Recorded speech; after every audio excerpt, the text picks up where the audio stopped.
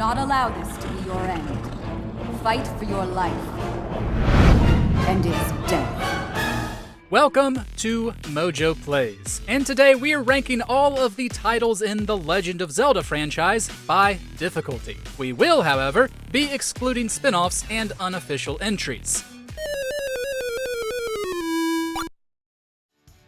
But before we get into it, we publish new content all week long. So be sure to subscribe and ring the bell to get notified about our latest videos. Number 19, The Legend of Zelda 4 Swords.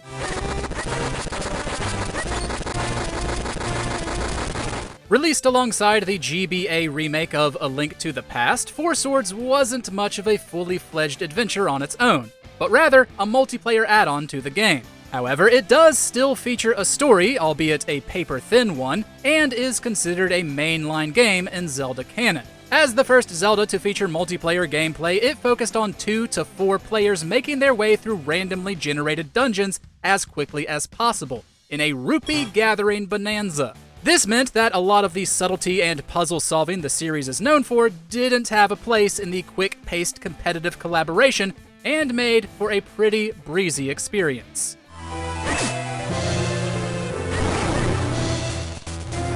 Number 18, The Legend of Zelda: A Link Between Worlds.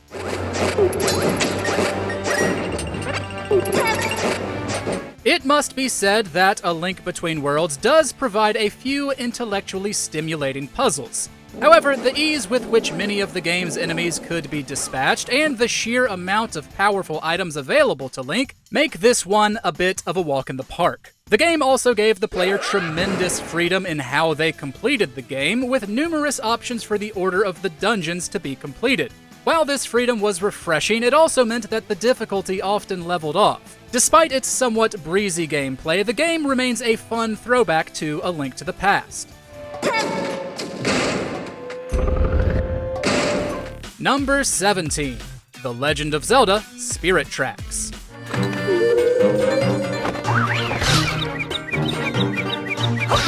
Like a number of other Zelda titles for the DS, Spirit Tracks wasn't particularly challenging. Serving as a follow-up to Phantom Hourglass, and by extension The Wind Waker, the game swapped out the vast and freely explorable sea for an on-rails experience. Literally. The decision to make travel more linear and less freeform than its direct predecessors certainly lowered the difficulty curve. Similarly, many players found the combat less trying than past games. However, the puzzles were often praised as compelling, as was the decision to make a playable Zelda part of solving those puzzles. Her ability to possess the Phantoms helped set it apart in Zelda gameplay, with a playable Zelda coming long before Echoes of Wisdom. Number 16, The Legend of Zelda 4 Swords Adventures.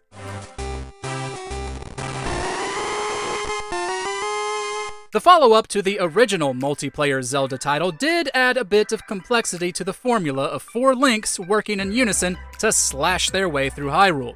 That being said, it lacked the depth of traditional Zelda games. The campaign, where players make their way through 8 stages, each with a boss waiting at the end, feels more in line with Nintendo's other flagship franchise, Mario. Due to the fast-paced gameplay, traditional Zelda dungeons that have to be puzzled out are absent. In fact, the most difficult thing about this game may have been finding 3 other friends that also had link cables for their Game Boy Advances.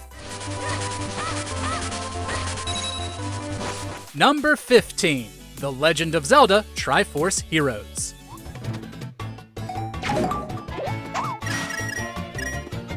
Thanks to the hardware on which it was played, the final piece of the Zelda multiplayer trilogy was able to ditch the cables for some wireless play. This meant that the game could be played with friends locally or via matchmaking online with people from all over the world. This didn't make the gameplay any easier, however. In fact, a few elements, namely the amount of players lowering from 4 to 3 and a shared health bar, made things slightly tougher.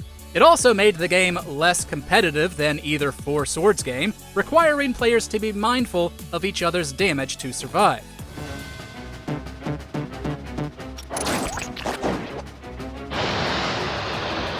Number 14, The Legend of Zelda: Twilight Princess. The incarnation of Link in Twilight Princess is without a doubt one of the strongest ever seen, having a number of impressive abilities and an absolute treasure trove of overpowered items. He even learns a number of powerful abilities from the hero's shade, making this Link an absolute beast, pun intended. While these items and power-ups did make traversing the game's stellar dungeons a blast to make your way through as a player, they do also make things considerably easier. The bosses in particular, while immaculately designed with multiple fun stages, are relatively easy to take down with whatever the particular dungeon's key item is.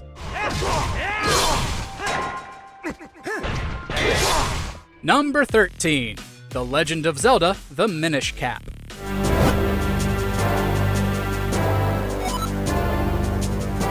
One of the less popular Zelda titles on the list, sadly, Minish Cap serves as a great entry point for new Zelda players, particularly ones looking for a 2D or top-down game. It featured many of the hallmarks of classic Zelda games, including great dungeons with some fun puzzles. However, the one main complaint to an otherwise critically praised game is the length of those dungeons. The game features only 6 of them, many of which could be completed relatively quickly. While the game's side quests do help to beef up the playtime a bit, for veteran players this one was over too quickly to rank any higher on the list.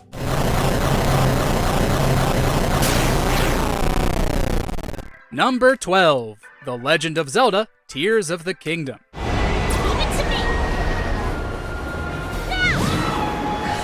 By any metric, Tears of the Kingdom is the most expansive and open-world Zelda title, effectively tripling the already huge world from its predecessor, Breath of the Wild. Players could indeed get lost in the massive world for countless hours before ever reaching Ganondorf hiding in the depths beneath Hyrule Castle.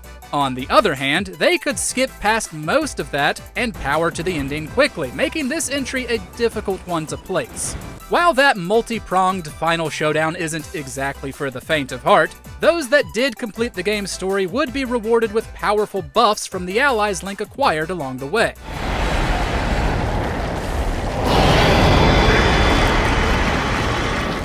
Number 11. The Legend of Zelda: The Wind Waker.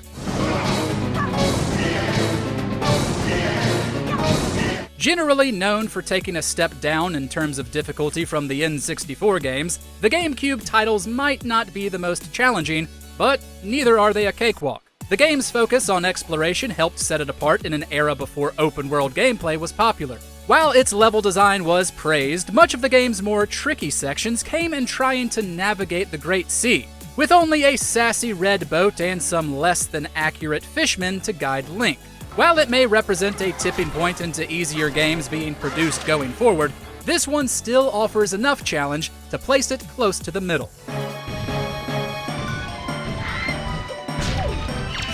Number 10. The Legend of Zelda: Phantom Hourglass. A direct sequel to Wind Waker, although switching from console to handheld, Phantom Hourglass mirrored Wind Waker in a number of ways, including the difficulty curve. That isn't to say there weren't a few surprises thrown in, as any good Zelda game should have. Being the first in the series to be released for the DS, it utilized the unique hardware in ways only a Zelda game could. Puzzles involving the dual screens and even the built-in microphone were a new challenge for players. The second screen did also make navigating the Great Sea a bit easier, thanks to the added map. Number 9. The Legend of Zelda: Breath of the Wild.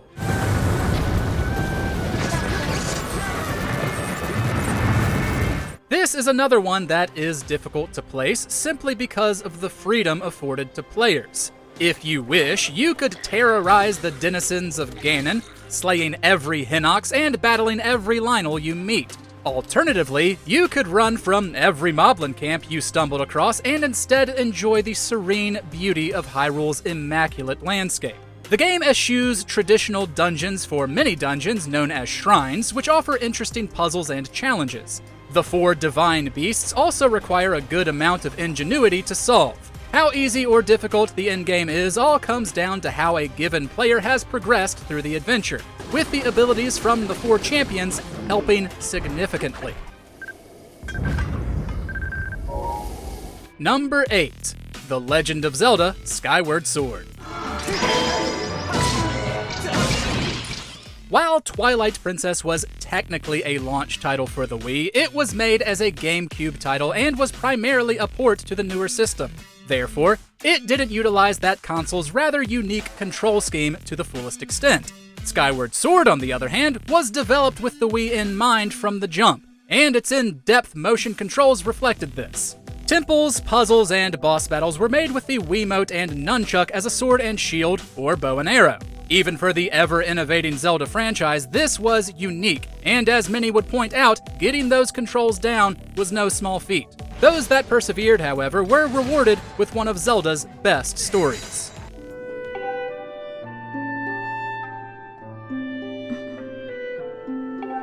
Number 7. The Legend of Zelda Ocarina of Time.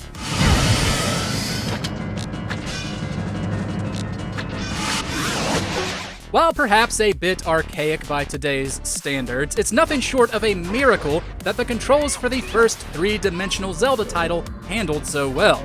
That meant both experienced Zelda veterans from the 2D era and kids playing for the first time could be fully immersed in the gameplay. Its 3 child dungeons, followed by 5 adult dungeons, plus Ganon's castle, provided a great difficulty curve for gamers, with things starting easy and gradually becoming more daunting. The Z targeting system and the addition of Link's companion fairy Navi meant that some things were less challenging in 3D.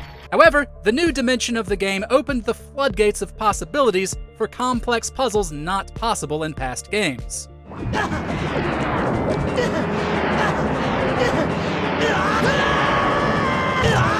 Number 6. The Legend of Zelda Link's Awakening.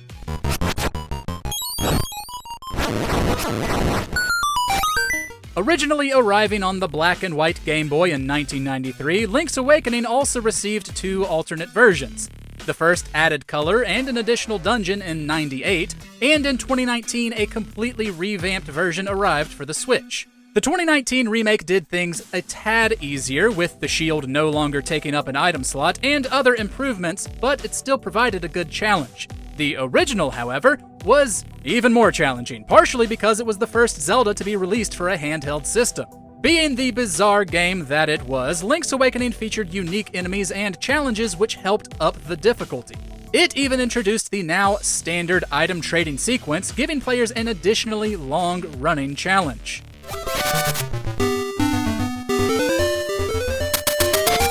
Number 5. The Legend of Zelda: A Link to the Past.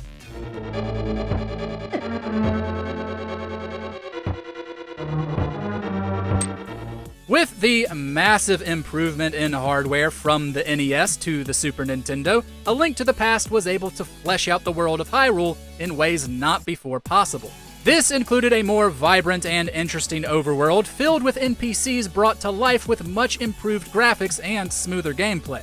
While things like Link being able to finally move diagonally rather than in just 4 directions made the game slightly less overbearing, it was still plenty difficult.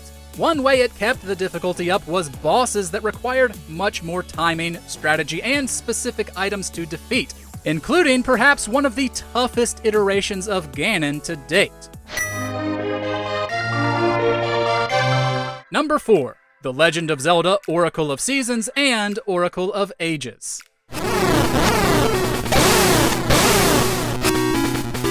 Reminiscent of Link's Awakening in many ways, the pair of Oracle games added an extra wrinkle of difficulty via their unique gimmicks. Using either the Rod of Seasons or the Harp of Ages, depending on the game, Link must manipulate the overworld to progress. The ability to either switch between the 4 seasons or travel between the distant past and present made for a number of tricky roadblocks for Link to overcome. The dungeons were equally tough, as while Link's Awakening had rooms fitting on a single screen, these games expanded the scope, making for some tough battles where bosses would disappear from view. There was even an extra reward and challenge for players that beat both games with a secret ending and boss battle.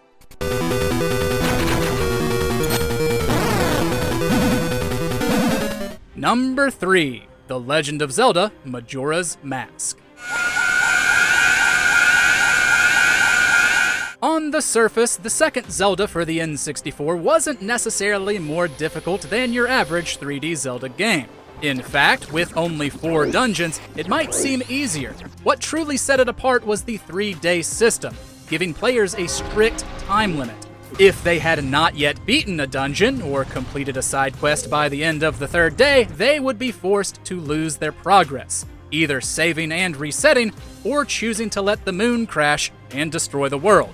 Even the inverted Song of Time could only delay things temporarily. However, these challenges were well worth the rewards, as Majora's Mask is one of the most unique and fascinating titles in Zelda canon.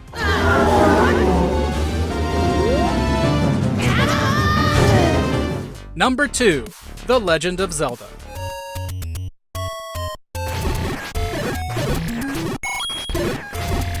Going all the way back to the very beginning, completing the original Zelda was fairly arduous. This was thanks in no small part to the number of things hidden from the player, with only vague and cryptic clues from strange NPCs to guide Link. Players, particularly in those early days, were encouraged to make their own maps and share the game's secrets with friends.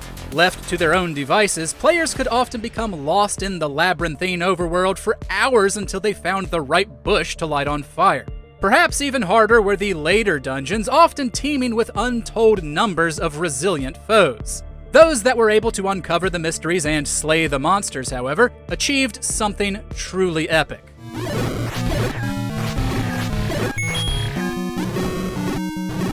Number 1. Zelda II: The Adventure of Link.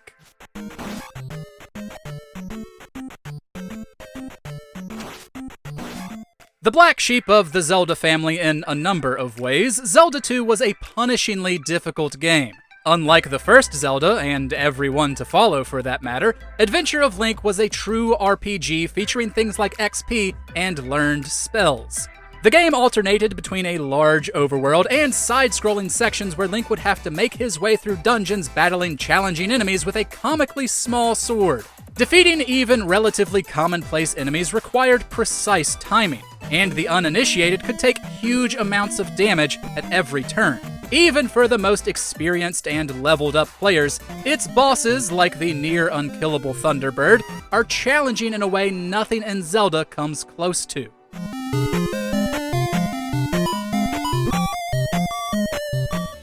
Which Zelda game made you afraid to go alone? Let us know in the comments below, and be sure to subscribe to MojoPlays for more great gaming videos every day.